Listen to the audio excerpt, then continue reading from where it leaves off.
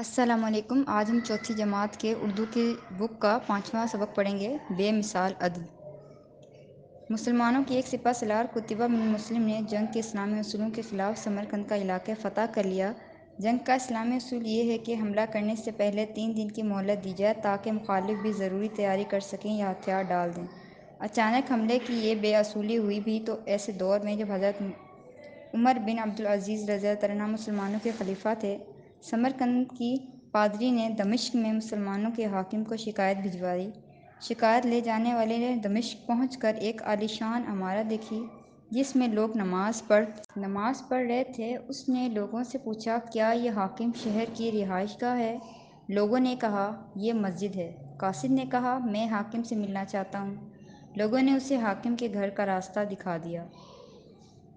قاصد بتائے ہوئے راستے پر چلتا ہوا حاکم کے گھر جا پہنچا۔ کیا دیکھتا ہے کہ ایک شخص دیوار سے لگی سیڑھی پر چڑھ کر چھت کی لپائی کر رہا ہے۔ یہ دیکھ کر وہ پلٹ آیا اور لوگوں سے کہا، میں نے تم سے حاکم کے گھر کا پتہ پوچھا تھا، نہ کہ اس غریب شخص کا جس کے گھر کی چھت بھی ٹوٹی ہوئی ہے۔ انہوں نے کہا، وہی حاکم کا گھر ہے، ہم نے تم سے غلط نہیں کہا۔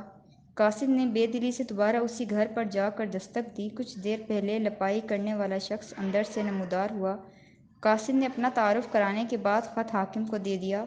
حاکم نے خط پڑھ کر اسی کی پشت پر لکھا، عبداللہ بن عبدالعزیز کی طرف سے سمرقند میں تعینات اپنے عامل کے نام ایک قاضی مقرر کرو جو پادری کی شکایت سنے۔ خط پر سرکاری مہر لگا کر واپس قاصد کو دے دیا۔ قاصد سوچتا جا رہا تھا کہ کیا یہ خط مسلمانوں کے اس عزیز لشکر کو ہمارے شہر سے نکال سکے گا۔ سمرقند لوٹ کر اس نے خط پادری کو دے دیا۔ خط پڑھ کر پادری کو بھی حیرت ہوئی کہ یہ خط تو اسی کے نام لکھا گیا ہے جس سے ہمیں شکایت ہے، پھر بھی وہ لوگ مجبوراً خط لے کر حاکم سمرقند قطبہ کے پاس پہنچے۔ حاکم نے خط پڑھتے ہی قاضی مقرر کر دیا۔ فوراً عدالت لگ گئی۔ ایک چوکیدار نے قطبہ کا نام بغیر کسی لقب و نسب کے پکارا۔ قطبہ اپنی جگہ سے اٹھ کر قاضی کی روبروپرداری کے ساتھ بیٹھ گیا۔ قاضی نے پادری سے پوچھا، کیا دعویٰ ہے تمہارا؟ پادری نے بیان دیتے ہوئے کہا، قطبہ نے کسی پیشگی اطلاع کے بغیر ہم پر حملہ کیا، نہ تو اس نے ہمیں اسلام قبول کرنے کی دعوت دی اور نہ ہی سوچنے کا موقع دیا۔ قاضی نے قطبہ کی طرف دیکھا اور سوال کیا، کیا کہتے ہو تم اس دعوے کے جواب میں؟ قاضی صاحب، جنگ تو ہوتی ہی فریب اور دھوکہ ہے، ہم نے موقع سے فائدہ اٹھایا اور سمرقند پر قبضہ کر لیا۔ قاضی نے قطبہ کا جواب نظر انداز کرتے ہوئے سوال کیا، قطبہ میری بات کا جواب دو، کیا تم نے حملے سے پہلے ان لوگوں کو اسلام قبول کرنے کی دعوت دی یا جزیہ مانگا؟ قطبہ نے جواب دیا، نہیں قاضی صاحب، میں نے پہلے ہی عرض کیا تھا کہ ہم نے موقع سے فائدہ اٹھایا تھا۔ قاضی صاحب نے سنجیدگی سے اس کی آنکھوں میں دیکھتے ہوئے فیصلہ سنایا، اللہ نے اس دین کو فتح اور عظمت عدل و انصاف کی وجہ سے دی ہے، نہ کہ دھوکے اور موقع پرستی سے۔ تمام مسلمان فوجی اور ان کے عہدیدار ماں اپنی بیوی بچوں کے ہر قسم کے املاک، گھر اور دکانیں چھوڑ کر سمرقند کے حدود سے باہر نکل جائیں۔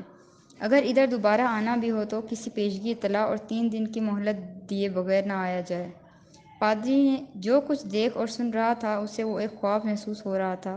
چند لمحوں کی عدالت، نہ کوئی گواہ اور نہ دلیلوں کی ضرورت۔ چند گھنٹوں بعد ہی سمرقندیوں نے اپنے پیچھے گرد و غبار کے بادل چھوڑتے مسلمانوں کے قافلے دیکھے جو شہر چھوڑ جا رہے تھے۔ لوگ حیرت سے ایک دوسرے سے سبب پوچھ رہے تھے اور جاننے والے بتا رہے تھے کہ عدالت کے فیصلے کی تعمیل ہو رہی ہے۔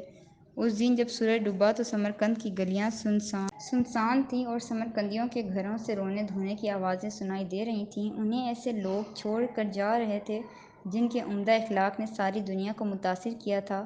تاریخ گواہ ہے کہ سمرقندی یہ جدائی چند گھنٹے بھی برداشت نہ کر پائے۔ اپنی پادری کی قیادت میں کلمہ طیبہ پڑھتے ہوئے مسلمانوں کے لشکر کے پیچھے روانہ ہو گئے اور ان کو واپس بلا لائے۔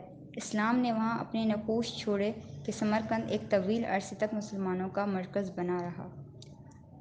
Thank you.